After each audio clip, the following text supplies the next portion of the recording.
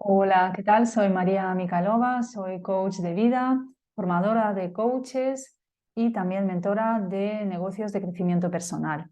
Y hago este otro vídeo para responder más dudas de las alumnas de la actual edición de Coaching de Vida, que además abro a todos por si os puede servir. Y en este vídeo quiero hablaros de algunas situaciones quizás no tan fáciles que he enfrentado en mi práctica como coach. Más que nada porque quizás algunos de vosotros os enfrentéis a este tipo de situaciones en el futuro y bueno, pues una experiencia como la mía os puede ayudar. Siempre cuento mi primera sesión de coaching en prácticas, que fue en la primera escuela de coaching donde yo me formé. Y recuerdo que llevábamos solamente 2 módulos vistos, es decir, básicamente sabía cómo hacer preguntas, el famoso modelo Grow, Smarter y poco más. Y me tocó una coachee que no era una alumna de la formación, era una persona externa y que quería bueno, pues reinventarse, básicamente encontrar trabajo porque tenía pues, dificultades, estaba en paro y se sentía pues, estaba un poco en ese estado de víctima, ¿no? Que todo está súper difícil, todo está muy mal, que no la contratan por la edad que tiene, etcétera, etcétera. Recuerdo que, bueno, pues yo con toda mi mejor intención le iba haciendo todas las preguntas, cómo te darás cuenta que lo has conseguido, eh, cómo te gustaría lograrlo, qué te impide lograrlo, etcétera, etcétera. Y ella, a la mayoría de mis preguntas me respondía con un no sé. Sí, yo realmente me sentía como muy abrumada porque decía, ¿cómo salgo de aquí? Porque además en aquel momento yo no tenía otras herramientas que a veces nos ayudan, ¿no? Para estos casos como PNL, herramientas de inteligencia emocional. Más adelante aprendí coaching estratégico que también puede ayudarnos. Pero en ese momento yo solo contaba con el puro modelo de coaching con preguntas y con lo cual tampoco le podía dar consejos. Le hacía preguntas de cómo lo han conseguido otras personas y si fueras alguien que tuviera el poder ilimitado, ¿cómo lo harías? Y casi siempre la respuesta era un no sé. Entonces, bueno, la verdad es que no lo pasé bien, aunque luego mis compañeros que vieron la sesión en vivo dijeron que lo había hecho muy bien. Y me enteré después, como un mes después, por una amiga de esta persona, que sí era la amiga, era la persona de la formación, era una compañera, y me contó que realmente esa sesión le había servido a mi coachee y que había encontrado incluso trabajo después de muchos meses estar pues, pasándolo mal. Entonces yo me preguntaba cómo es posible a alguien que parece que no sabía y no me respondía a casi nada, y yo pensaba que no le había ayudado en absoluto, cómo es posible que hubiera conseguido este objetivo con esa actitud, ¿no? Entonces, obviamente aquí puede haber un montón de factores que yo no conozco de la vida de esta persona, obviamente, pero sí que hay una cosa que nos ocurre mucho cuando somos coaches y es que pensamos que a veces nuestra sesión no ayuda al otro, ¿no? Porque no le hemos visto con ese momento ajá, con esa iluminación, el darse cuenta o ponerse a llorar y decir ahora sí lo estoy viendo, ¿no? O sea, no hay esa reacción que tanto nos gusta porque es muy visible y nos da la sensación de que todo lo contrario, no estamos ayudando, que la persona se ha ido ni fu ni fa. Pero realmente el poder del coaching no es que solo durante la sesión es cuando se producen esas tomas de conciencia, sino que puede pasar después, cuando esa persona se haya ido a su casa y se ha puesto a recordar lo que yo le había preguntado, quizás empezó ya a sentirse más relajada, quizás en esa primera sesión que realizó conmigo, pues no estaba ella muy cómoda, se sentía incluso pues acribillada, ¿no? Con preguntas, como a veces decimos. Así que también tenemos que dar un poco ese voto de confianza a que el efecto le llegue a nuestro coachee después. Incluso si en esa sesión parece que no se ha dado cuenta de cosas o estaba menos receptivo, no significa que no le estemos ayudando, porque al final son ideas que van entrando en su cabeza, en su mente, y en la vida real quizás se acuerda de algo que se dijo o de alguna pregunta que le hicimos, con lo cual su chip va cambiando, ¿vale? ¿Qué más situaciones os podría contar que no han sido fáciles? Pues básicamente una de las cosas que cuesta más es trabajar con personas precisamente con un enfoque negativo en la vida, ¿no? Es decir, personas que tienen un lenguaje pues como destructivo, tanto de sí mismos como de los demás, del mundo, ¿no? Ese estado de víctima en el cual pues parece que todos son culpables o incluso ellos mismos son culpables, como que no tienen poder ni tienen capacidad de cambiar su situación.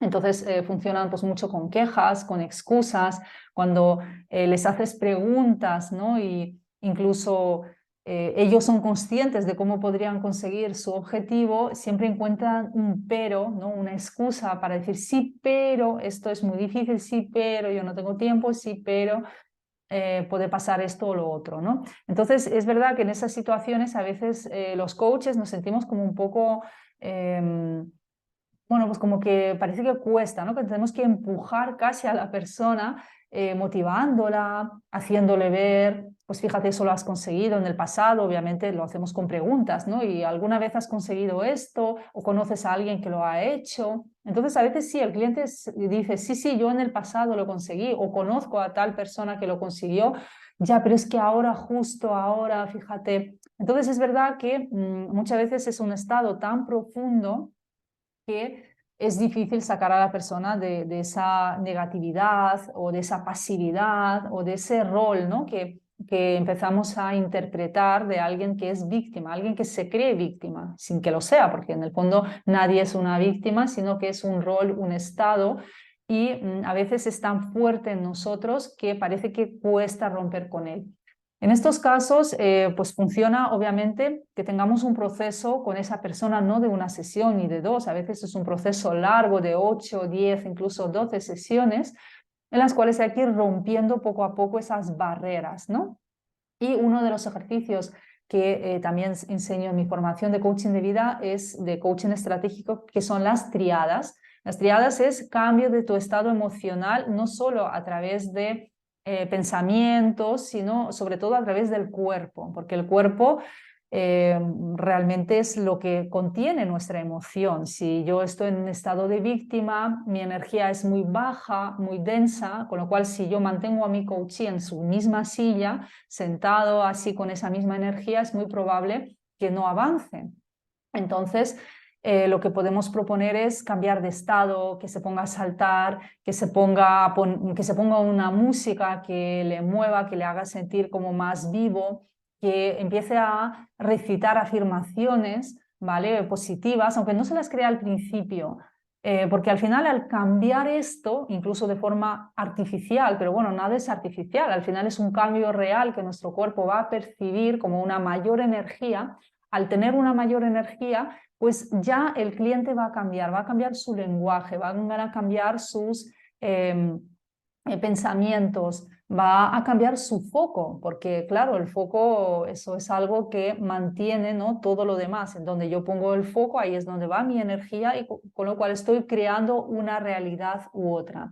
Entonces el trabajo a través de coaching estratégico, las triadas, el foco, el significado, todo eso es muy importante reactivarlo o cambiarlo a través del cuerpo, de la corporalidad, ¿vale? Por eso es tan importante que o bien nuestro coach se ponga a moverse, a bailar o a andar, que no esté quieto, que no mantenga la misma postura, porque desde ese mismo lugar es muy difícil sacar a la persona de ese estado de víctima, ¿vale? Entonces, bueno, pues eso es otro de los casos difíciles que yo me encontraba. Y también otro caso quizás a nivel personal que encontraba yo sobre todo al principio muy difícil era cortar a las personas, ¿no? Porque hay personas que te cuentan su vida, pero no solo su vida, sino la de sus amigos, y cuando quieren contarte un detalle, de repente se van al pasado y te cuentan cómo empezó todo y se van al amigo que les contó no sé qué, y entonces claro, tú estás ahí a lo mejor 15 minutos preguntándote por dentro, pero ¿qué me quiere decir exactamente? ¿Por qué me cuenta todo esto, no? Entonces, había en mí una creencia que es también bastante común y de hecho me lo han comentado algunas de mis alumnas actuales, que interrumpir a una persona que habla es molestar, es ser poco respetuoso. Entonces, si yo tengo esas creencias de base y además apoyadas en valores, como puede ser un valor de respeto, un valor de generosidad, bondad, etcétera, pues claro, yo ahí no puedo, no me permito interrumpir a esa persona. Entonces, a lo mejor la persona ha estado 40 minutos hablando, al final parece que sí hemos sacado alguna idea y a veces tampoco, y tenemos que volverle a preguntar y entonces nos cuenta otra cosa y ya la sesión en lugar de 1 hora, hora y media, se convierte en 3 horas. Entonces, obviamente aquí hay que ser capaz de llegar a cortar a esa persona, lo contaba en otro vídeo, de forma siempre muy amable. Y una de las cosas que nos puede ayudar mucho es decirlo antes de la sesión, decir, mira, en algún momento, como tenemos 1 hora de la sesión, en algún momento si veo que nos estamos alargando mucho, te voy a tener que interrumpir. ¿Me das tu permiso para hacerlo? El hecho de que te lo dé de antemano, como que te da esa tranquilidad, ¿no? Porque además puedes decir, si te interrumpo es para sacar mayor provecho de la sesión, no porque no quiera escucharte, sino porque quiero que esta sesión te lleves el máximo valor posible y que nos dé tiempo en esa hora a trabajar lo más importante. Con lo cual, la persona en el 99% de los casos os va a decir que sí, y si os dice que no, le preguntáis por qué no, porque realmente, bueno, pues a lo mejor dice, no, yo lo que vengo aquí es a hablar, entonces dirás, bueno, entonces entenderás que es posible que no lleguemos a solucionar este tema que estás tratando o que no nos dé tiempo a trabajar lo importante, ¿no? Entonces, con ese previo aviso, yo, por ejemplo, me siento mucho más tranquila, mucho más segura a la hora de interrumpir porque ya me han dado el permiso y porque además esa persona sabe que si le interrumpo no es por mala educación, sino porque realmente quiero ayudarle de la mejor forma posible. Así que esa es otra de las cosas que cuesta más. Podría contar muchos casos, el tema, por ejemplo, de la autoestima, ¿no? Que es un tema de fondo, que es un tema a veces pues, muy difícil, pero tiene mucho que ver con lo que decía al principio, ¿no? El tema del victimismo, el sentir que tú no eres capaz. Y también, por último, antes, para no hacer muy largo este vídeo, hay otro caso que es un poco más sutil. Acordaos que antes os hablaba del estado de víctima, ¿no? Hay otro estado que también es difícil, y es el estado de avestruz. Eso lo estudiamos también cuando en mi formación trabajamos con el coaching estratégico. Hay 3 estados mentales: víctima, avestruz y guerrero. Y el estado de avestruz es que parece un guerrero, es decir, es una persona que dice sí a todo, voy a conseguirlo, claro que sí. No parece para nada víctima, no tiene excusas. Todo su plan de acción incluso puede ser, como tú dices, madre mía, vaya plan de acción, ¿no? Que es quizás demasiado ambicioso. Y luego en la práctica resulta que cuando le ves en las siguientes sesiones, pues no ha hecho nada o casi nada y ya empieza a contarte las excusas. Y ahí es donde sale esa víctima escondida detrás del avestruz, ¿vale? Entonces también con esas personas a veces es difícil trabajar porque parece que sí, pero luego es un no. Entonces ahí es donde el coach tiene que sacar un poco esa parte de mostrarle su actitud, decir, fíjate, tú me habías dicho que ibas a conseguir esto, no lo has conseguido, me has contado las razones por las cuales no has sido. ¿Qué te parece si ahora vamos a un plan mucho más realista, mucho más contenido, que tú estés 100% seguro de que vas a poder cumplir, ¿no? Entonces, con esas personas, pues hay que bajar mucho a la tierra, bajar mucho a la realidad, ¿vale? Y bueno, pues que sean conscientes, ¿no? De que tienen esa actitud. Es verdad que no es fácil salir tanto de la actitud de víctima como la de avestruz, porque además es una actitud de muchos años, incluso se va juntando con nuestra personalidad o creemos que es parte de nuestra personalidad. Entonces a esas personas quizás excesivamente optimistas hay que siempre hacérselo ver, decir, esto es realista, vas a conseguirlo, estás 100% seguro. Cuáles son tus probabilidades de éxito, o sea, en lugar de llevarle a lo más alto, que es lo que haríamos con una persona en actitud de víctima, hay que elevarle al excesivamente optimista o avestruz, hay que bajarle de esas expectativas tan altas y que vaya consiguiendo pequeños pasitos. Se va a sentir muy incómodo y se va a resistir, efectivamente, pero el coach ahí suele ser más directivo, porque si nos dejamos llevar por lo que quiere nuestro cliente, es probable que con esa actitud pues vuelva a pasar lo mismo. A mí me ha pasado con uno de mis primeros clientes que, bueno, pues sucedía esto y Y al cabo de varias sesiones yo decía, es que no hemos avanzado. Y en alguna sesión ya me puse como un poco seria diciendo, pero ¿qué está pasando? ¿No? Y recuerdo que mi coach se sintió como muy triste, ¿no? Porque además a las personas con esta actitud, que además es muy típica del eneatipo 7, si conocéis el eneagrama, por eso es tan útil, ¿no? Conocer el eneagrama, porque si detectamos un patrón de comportamiento muy típico de un 7, por ejemplo, que es alguien que evade, ¿no? Esa sensación de tristeza, que siempre quiere hacer mil cosas, pero en el fondo no las hace, o si las hace no siente su cuerpo, no siente sus emociones.